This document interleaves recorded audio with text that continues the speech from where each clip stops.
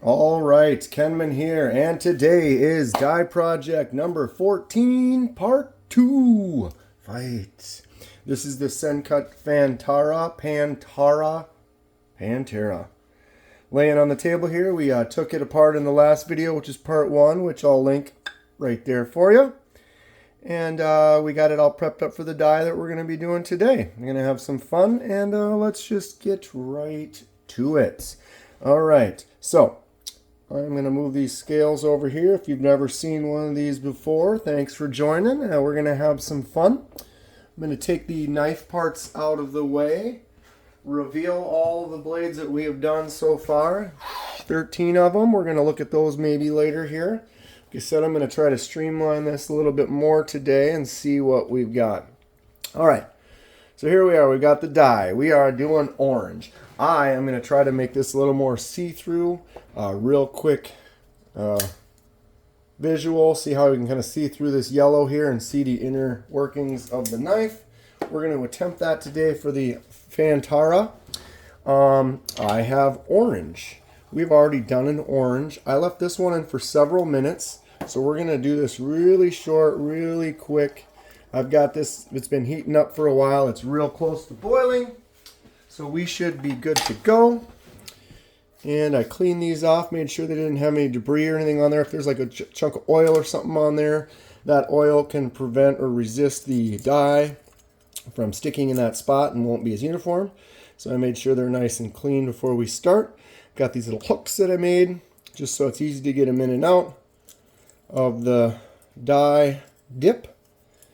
All right, and what we do also want is no air bubbles on there. Any air bubbles that occur can also prevent the dye from soaking in that area. And again, we want it to be as uniform as possible, so we're going to try to prevent all these things. And here we go. We're going to go very short amount of time today. So we're at 2:15. We are in. I'm going to splash a little. Make sure there's no air bubbles going on or weird spots. If the dye is originally a powder, and when you dissolve it in the water, it's basically if you don't fully dissolve it, there could be little chunks of the powder, and if that powder were to be sitting on a spot, that's a little bit more heavy amount of dye in that area, which will then cause it to be darker in that area. And if we want it to be uniform, we really want it to just be a nice even liquid on there. Okay. Now, just because this is all, an experiment, I'm going to go ahead and pull this water rinse out right away. We're going to do a quick rinse right now and see where we're at. As you can see, these already have turned kind of orange. Looks like this one got a little darker, a little faster. Maybe I was holding it under. I'm going to let this one sit because I was holding this one out a little bit longer. Just give it an extra few seconds. Some of these colors can react really fast. The red ones that I did, the Vision FG, it was in that die for literally 1 minute. 1 minute and it was done. This is almost the same. I mean, I'm looking for a really light orange, and we are there. And like I said, by putting it in this water, I've completely neutralized the dye from continuing to dye. When you saw I was in there, it kind of, you pull it out and it's got kind of drippy inconsistencies. And so those will end up transferring over to an inconsistent color. And so that's why I put it in this water really quick so I could give it a quick rinse to basically neutralize the dye. Wow, look at that. And see where we were at. Here is now where we need to make some decisions. The nice thing about an experiment is you take it out, you take a look, and if we aren't happy with it, we can put them back in and keep going. Wow. It's almost peach. What's everyone think? But see how you can kind of see there. See that at that angle? You can see my hand right through that. That's what I want. I want that. But do I want it to be so peach. It is kind of orange though. All right, I have an idea. Pull these back down here. I'm going to turn the dye off for now. It's pretty hot, almost boiling is where you kind of want it. I've seen some people do it fully boiling. Not necessary. I've done other dye projects where you just need it hot and it'll do the job. The hotter it is, the quicker it can kind of react. I think we're good. I'm going to stop right here. Lighter than the orange that we've done, although this has a black liner that it's sitting on, which is definitely going to make it look darker. But yeah, we're going to stop here. It almost looks like, what's that drink? An orange drink, Tang, or something. Like astronauts like to drink the Tang. Okay, so dye is off. Let the scales dry. Basically, we want them to be fully dry before we try to put it back together, just in case. You don't want any moisture or anything sitting in between that and the metal liner or the pivot or something. It could, cause some erosion or corrosion or something. And so you might as well try to get them as dry or completely dry before you actually do the assembly. Okay, wow, we're moving along, we're trucking. So here's the part where I usually let them sit and dry. And then we sit and talk about some stuff. And I let time go by. And then I start the reassembly. And then by the time we know it, it's over 20 minutes. So instead of talking about stuff, we're going to make sure it's dry, do the reassembly, see where we're at.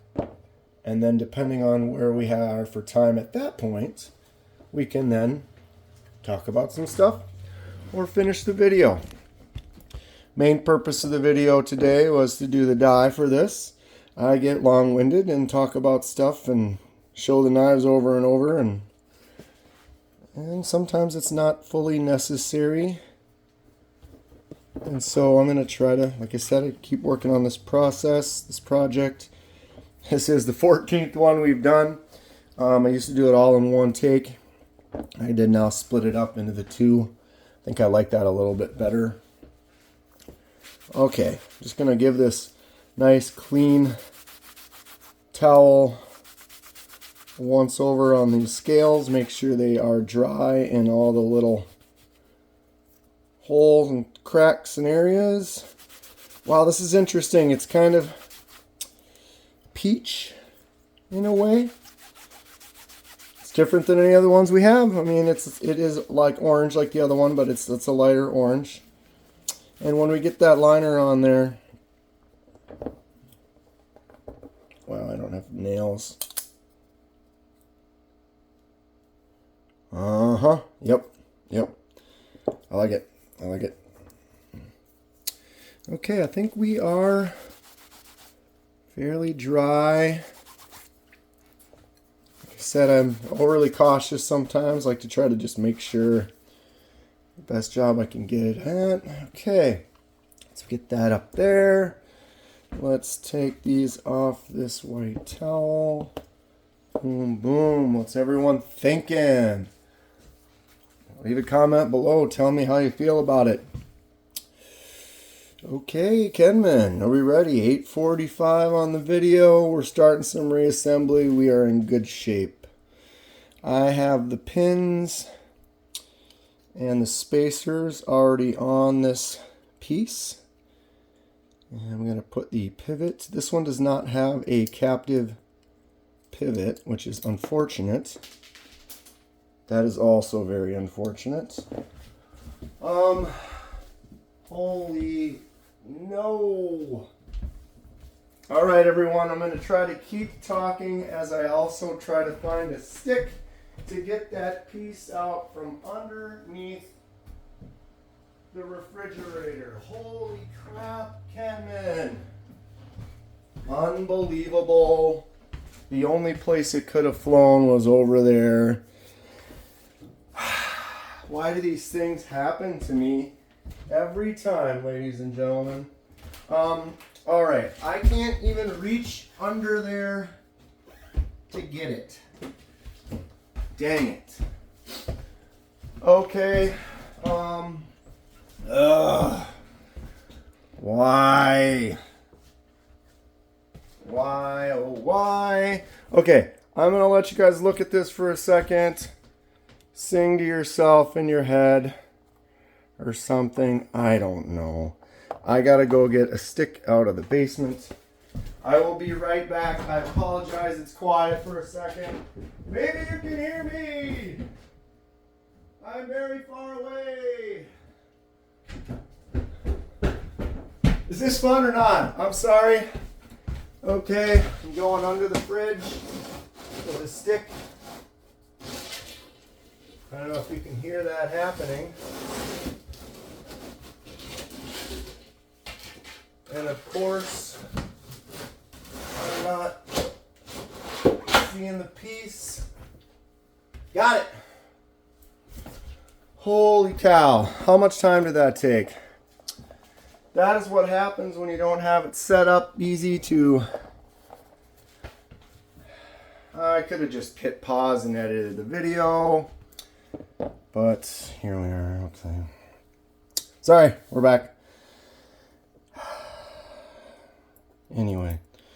So what were we talking about? We're putting knives together poorly, as I always do. There's always something that happens. Okay. Just like that. So this is what we did before. I pushed this in through there and that popped off. Okay, so now we're doing stuff. Get back on camera. When I do this assembly, I like to start with the blade open so that you're not getting the pressure on the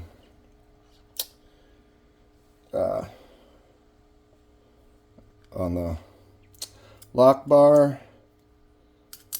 Alright, make sure that other spacer was on there, right? Or the bearing, I apologize. Yeah. Okay, we are almost there, kids. Pumping cameras. Get this right there. Alright. Okay. And now we start putting some screws in. I'm going to put them all in loose. When you put a knife back together, you have to be very cautious and pay attention to the blade centering, because if you don't, you can end up with this blade that is completely off-centered, and that ends up being a pain in the butt. But if you kind of pay attention when you put it back together, you can kind of get it lined up, get it where it needs to be. I mean, it's something you can always fix. I had a little issues with the Artisan Cutlery Arroyo. It wasn't quite centered when I put her back together, and I had to monkey with it for a while. Didn't quite get it perfect either, but pretty close. But that's the thing, is you get her back together, and there's some methods that you can look up and watch how to do it. Maybe I can just make a video on it too. But basically you just kind of wedge the blade over to the side, tighten it down, and you can work your way into getting it re-centered. Alright, we are very close. I am going to screw this pocket clip in, and whoops, that is, nope. Okay. So, comment below. I would love more feedback from everyone. What you think about the project, which knives you like, what you would do differently, what you would recommend me to find in jade and set up and do. Did I just literally try to use a T8 on that? I did. Well, it's funny because that back screw is a T8 on the one side and it's a T6 on the pocket clip. I don't know why they do that. Okay, we are there. We're together, but now we need to center. So I am going to close the blade, and then we're going to crank this pivot down pretty close to fully tightened, trying to hold the one side from spinning, but because it's a captive pivot, it doesn't like me. So now we're getting out the old twofer which is a pain. This is why captive pivots are awesome. Oops. All right, so we are almost there. I'm going to swap it and make it easier to spin this side. Okay, we are fully cranked down on that. We're going to now just crank down the rest of the body screws. When we have ones like this with the spacer, I like to kind of go back and forth and not fully crank one down before the other. Just out of sheer, if you have one screwed all the way down first, and then the other one, you try to screw it down, you might not be able to screw that thread in as far as the other side. And therefore, it's putting a little more torque tension on that side than the other. And that may not be something that's an issue, but I like to try to keep it even, keep it centered, so that both of them are putting the same amount of threads into the hole and giving the same pressure on both sides. All right, now I probably have to back this off just a little, which is not going to work because it's captive, of course. We're there at 16 minutes, almost, Kenman. Had I not dropped that screw under the refrigerator. Centered for the most part. Opens. Here we are. Completed blade. We have the Sencut Phantara. You can see through it. Right? I can totally see right in through here. Maybe my lighting isn't the greatest to show that, showcase it. Unless I don't know, I didn't grab my flashlight this time. But yeah, what's everyone think? Interesting. It's a subtle color. The nice thing is I can look at it for a while, and if I'm not happy with it, I can go ahead and we can dye it again. Or we can say, you know what, I hate this color, and I can mix another color with it and end up with something new. This is a fun knife, though. It's got nice action. Okay. Get them on the tabs. Or actually, they're all right here. I can go like this. Pow. Right in the kisser. Here they all are. Instead of spending the time opening them all up, maybe I'll just open up a couple. And we've got the black under here versus the silver under here, so you can definitely tell a difference, but it is certainly lighter. I can certainly see through it. We'll see how it grows on me, how much I like it. There's that Arroyo that I was talking about. Not quite a see-through. It turned into a darker kind of a red, but I really like this knife. It's a cool knife. Here are my two Sencut see-throughs. See, I dig it. When they're next to each other, you're like, okay, that's fun.